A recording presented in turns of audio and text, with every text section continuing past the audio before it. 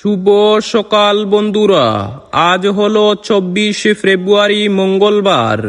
আজকের সমগ্র আসাম তথা বরাক উপত্যকার বিশেষ বিশেষ খবরগুলি হলো: গোয়ালপাড়ায় উচ্ছেদের শিকার মানুষদের পানীয় জল, খাদ্য ও চিকিৎসা প্রদানের নির্দেশ দিল গৌহাটি হাইকোর্ট।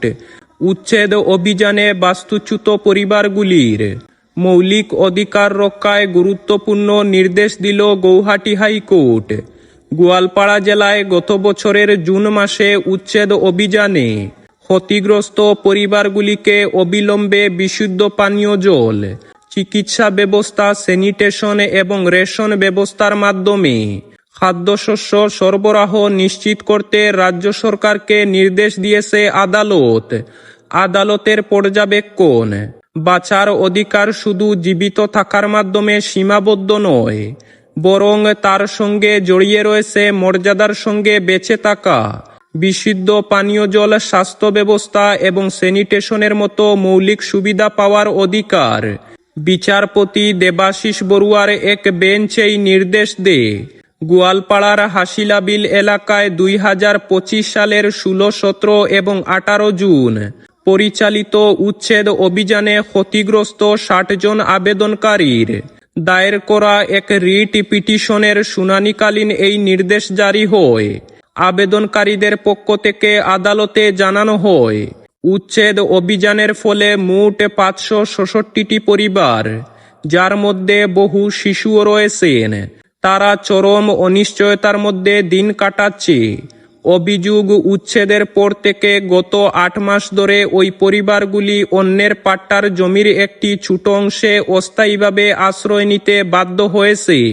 সেখানে নেই পানীয় জলের ব্যবস্থা, নেই স্যানিটেশন, নেই নিয়মিত খাদ্যের নিশ্চয়তা বা প্রয়োজনীয় চিকিৎসা পরিষেবা।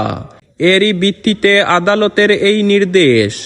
পরবর্তী খবরটি হলো: আমাদের অনেক কাজের জন্য অনেক সময় অনেক কাগজ লাগে, তার মধ্যে রেশন কার্ড খুবই দরকারি একটি কার্ড। এই কার্ড থাকলে সরকার থেকে কম দামে চাল, গম ইত্যাদি পাওয়া যায়। এবার রেশন কার্ড নিয়ে নতুন নিয়ম আনছে কেন্দ্রীয় সরকার।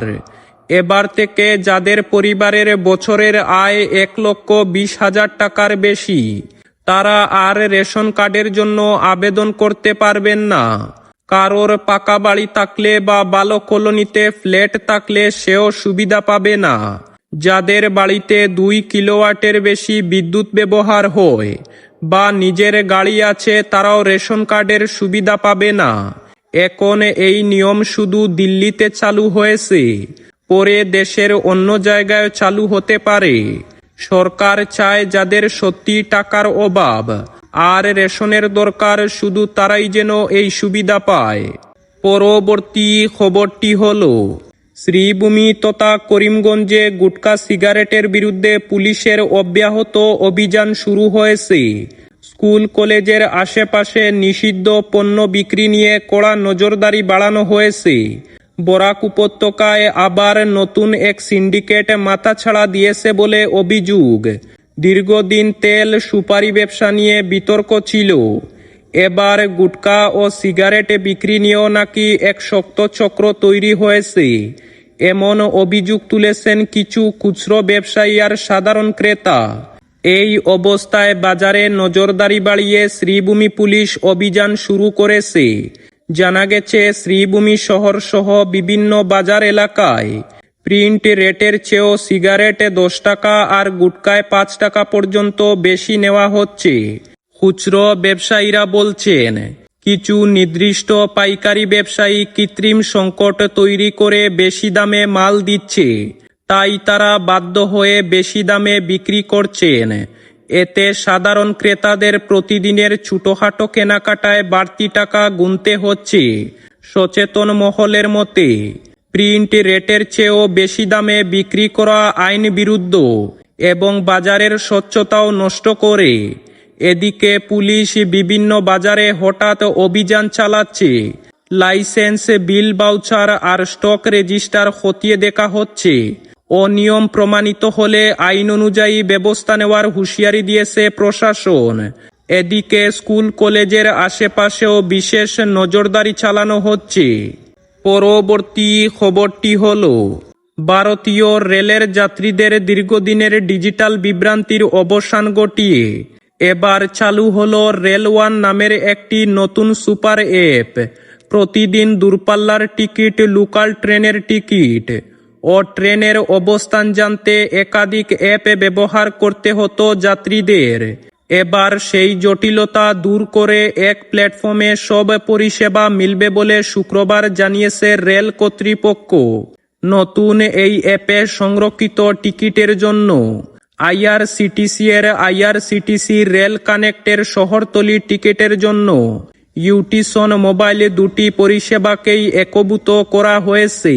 ফলে তৎকাল টিকিট, প্ল্যাটফর্ম টিকিট কিংবা মাসিক সিজন টিকিট এখন একই অ্যাপের মাধ্যমে কাটা যাবে। পুরনো ব্যবহারকারীরা লিগেসি লগইন সুবিধায় আগের পরিচয়পত্র ব্যবহার করেই প্রবেশ করতে পারবেন। এছাড়া 6 অক্ষরের এমপিন বা বায়োমেট্রিক ফেস আইডির মাধ্যমে নিরাপদ লগইনের ব্যবস্থাও রাখা হয়েছে। পরবর্তী খবরটি হলো, একই দিনে বিয়ে হওয়ার কথা ছিল দুই বোনের। সারা বাড়ি জুড়ে বইছিল আনন্দের হাওয়া, কিন্তু সেই আনন্দ নিমিষেই বদলে গেল বিষাদে। বিয়ের দিনেই একই সঙ্গে আত্মঘাতী হলেন দুই তরুণী। চাঞ্চল্যকর এই ঘটনাটি ঘটেছে রাজস্থানের যোধপুরে। ইতিমধ্যে অস্বাভাবিক মৃত্যুর মামলা রুজু করে ঘটনাটি তদন্ত শুরু করেছে পুলিশ। পুলিশ সূত্রের খবর, মৃতদের নাম শুভা ও বিমলা। দুজনেই একটি বেসরকারি স্কুলে শিক্ষকতা করতেন। অভিযোগ, বিয়ের কয়েক ঘন্টা আগেই দুই বোন একই সঙ্গে আত্মঘাতী হন। প্রাথমিক তদন্তে পুলিশের অনুমান, বিষাক্ত কোনো পদার্থ সেবনের ফলেই তাদের মৃত্যু হয়েছে। তবে ময়নাতদন্তের রিপোর্ট আসার পর গোটা বিষয়টি পরিষ্কার হবে বলে জানিয়েছেন তদন্তকারীরা। পুলিশ সূত্রে জানা গিয়েছে, শনিবার সকালে দুই বোনের শারীরিক অবস্থার অবনতি হয়। তড়িঘড়ি তাদের হাসপাতালে নিয়ে যান পরিবারের সদস্যরা, কিন্তু চিকিৎসক তাদের মৃত বলে ঘোষণা করেন।